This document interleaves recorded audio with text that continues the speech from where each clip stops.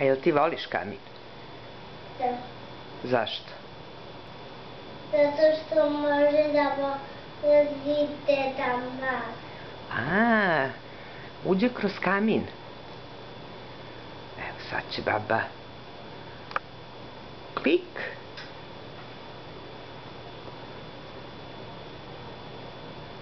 Ali ideš ne. Pa ne znam. Nabavili smo jedan šemine i još peva. A? Peva. Će da napravi Deda?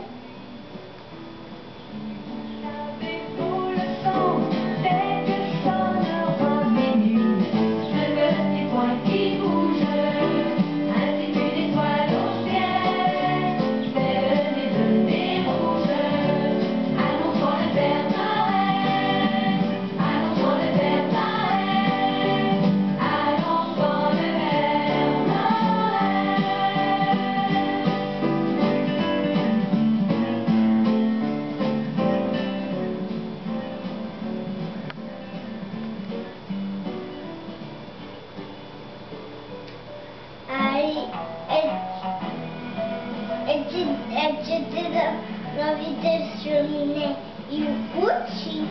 Pa eto, taj šemine imamo mi.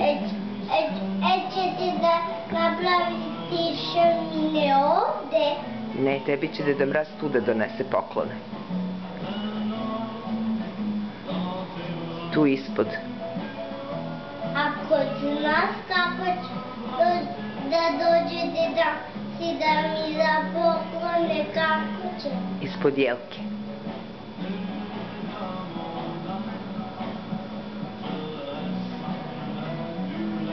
Ma kako može ispod jelke?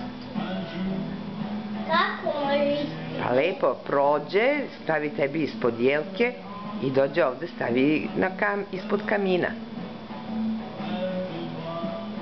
Kako može da dođe? Jel može tako? Ne treba nam pravi šemine. A, pa to, dedi kaži.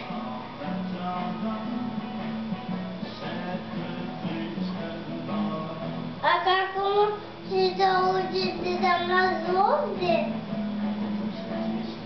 A kako može Deda Mraz da uđe ovde? Ej bre, Dišo, nemaš mašte.